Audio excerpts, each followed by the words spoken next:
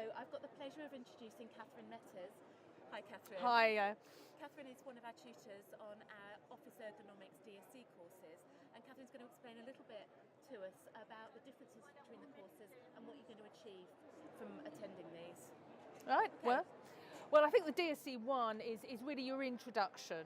So you've probably had clients come to you who've got problems at their workstations, but you haven't really done too much about work before. So you may want to sort of scratch the surface, be able to help them, go and look at their basic setup, learn more about the equipment, about the legislation, and really for sort of very simple cases, I think it's a really good starting point, and it really allows you to start that conversation about work, doesn't it? So you're going to learn about the legal side, you're going to learn about the tools that you can actually use to help you with these assessments. Absolutely, and I think so many of us actually don't understand work. Yeah. I mean, I certainly didn't understand anything about work until I actually started to enter the workplace. As a clinician, you just really don't really understand it. And the politics, the psychosocial factors, the blue flags, the black flags, these are probably new topics to a lot of people, and actually getting out into the workplace is a frightening and unusual place for some physios. I think so, yeah.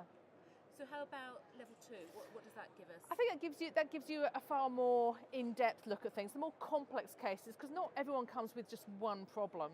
And as you say, and you start digging around, and it may be just not physical as well, and then you land up with the disabilities and those sorts of issues. And DSC really goes into a much wider brief. Absolutely. It's more than the physical. You've got the visual, sometimes the auditory, and also the learning difficulties too. So really you'll be able to come away with a bigger toolkit, really, to be able to help the more complex cases. Yeah, absolutely. I think once you get into these complex cases, you're really talking about occupational health issues and occupational health management, aren't you? It's Absolutely. not just a DSC assessment, it's a complicated occupational or workplace assessment. Absolutely, and I think for us it fits in very well with what we do, though, because I mean with task analysis and that sort of thing, we're very good about it, watching people, but also that it takes you further away from the physical task analysis, more into actually the way they work as well. Yeah. So I think it really does a much broader way. Yeah, and physios, we've got those skills, haven't we? We've got really good analysis skills. We don't just tick boxes, we actually can evaluate what's going on and then make conclusions from that. And I think we are very well placed to do that very well. Yeah, and I think a lot of times, actually, we know a lot of it, and I think these courses bring out our skills. And I think when we've taught these things, there's a lot of nodding going on. So it's giving ourselves the credit that we do know what we're doing, the confidence, really.